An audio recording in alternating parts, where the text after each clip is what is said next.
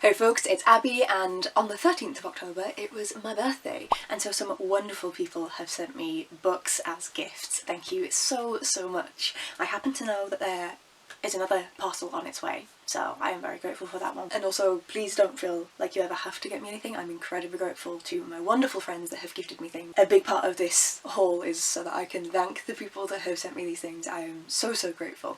So I'm going to dive in first with what my other half got me. He did get me more than just this.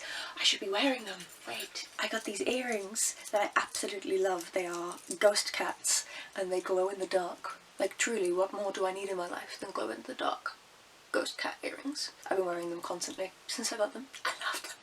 So yes, my partner got me this, as well as some Lego Botanicals and paying entry for events and things. I own a lot of stuff, so I try not to accumulate too much more, so we're going to be doing some wonderful fun stuff. I'm really looking forward to it.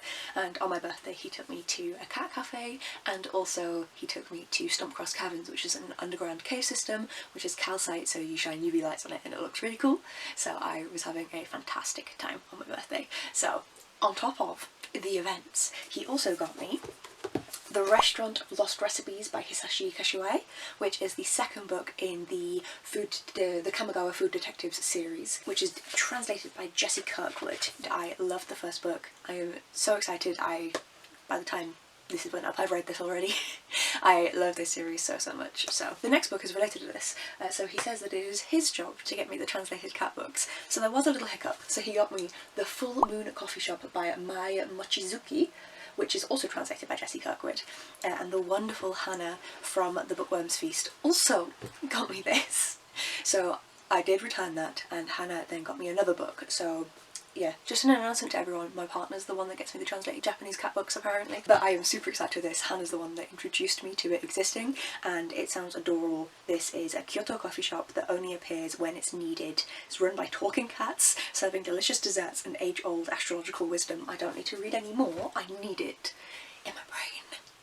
So then the wonderful Hannah did not have to. I returned the book so that she hadn't wasted her money, and bless her, she's such a sweetheart that she insisted on getting me another book. So I now have The Woman in Black by Susan Hill. This is obviously a modern classic and one that is very English and I have never read, so I am excited to have this short book in my collection. That's always good when it's a classic. I'm not used to reading horror, but I read a lot of fantastical horror.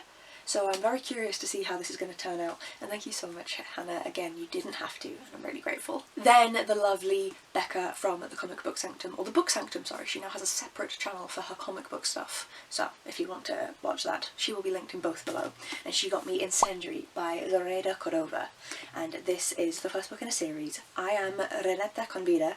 I've lived 100 stolen lives, now I live my own. So she was kidnapped by the Crown, and she's a memory thief.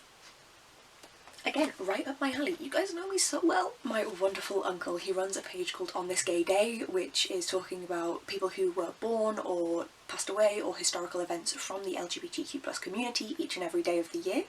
And he sent me 3 books. The first one is ridiculous. The Vampire Knitting Club, which is by Nancy Warren. This is going to be ridiculous. I am excited. And then he got me The Duology, Wranglestone and Timberdark by Darren. Charlton. I've heard of these books and they were on my radar and I just hadn't picked them up. And this is a gay duology following Peter, who's never really felt at home. He's nothing like Cooper, the boy he's always watched from afar, and then they unearth a dark secret about Wranglestone's past, and it's zombie gay love story.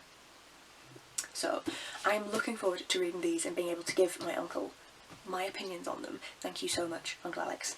I'm very appreciative. I can't believe I forgot to mention these gorgeous, excuse my hands, it's freezing, these gorgeous bookmarks that were gifted to me by Victoria, and the reason for that is that they're already in rotation for me now. So yeah, I love them. They are absolutely beautiful, from Van Gogh and from Monet, 2 painters that I really like, and oh, they're just stunning.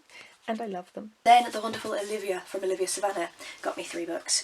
2 of them were to knock out some of the entries on my Reading Around the World. It's not something that I'm planning to do in 1 year, but it's something that I'm planning to do over my lifetime, is read a book from every single country. That will get more and more difficult with the smaller countries, but I have many larger countries that I need to tick books off of the list from first. So she got me The White City by Roma Tearne, and this is a Sri Lankan author. Yes, Roma Tearne is Sri Lankan. And Hera has known a great loss over decades of endless winter. The first snows coincided with the arrest of her brother on charges of terrorism, and since then she's witnessed the total collapse of normal life in a devastated London. The story of human resilience in the face of environmental and social breakdown. It's going to be so good. And then the second book is from Uganda, and that is A Bigger Picture by Vanessa Nakate, and this is a non-fiction about bringing an African voice into the talk about the climate crisis. So much of the climate crisis impacts the entire continent of Africa, especially southern Africa, not the northern band, and it's just, we ignore it because it's not in the Western world and they don't have a voice, and we need that voice to be brought. And there was actually an incident, I think it's mentioned in the synopsis of this. Yes, so she was attending the World Economic Forum in Switzerland, and Nakate was cropped out of a photo by the Associated Press. It had other young climate activists in, and they were all white, and they cropped out the one black activist. I'm looking forward to reading that one. It's also not too long, so I think I can read it nice and quickly and be able to kind of absorb this into my knowledge. Another one that is short but I think will take a bit longer to read, and that is Incidents in the Life of a Slave Girl, written by herself by Harriet Jacobs. This is pretty self-explanatory for what it is, and I'm really looking forward to reading this. I think it's going to be harrowing in many situations, but yes, this is a life of somebody who is enslaved, and they are writing a narrative, a memoir of their time in enslavement in the United States.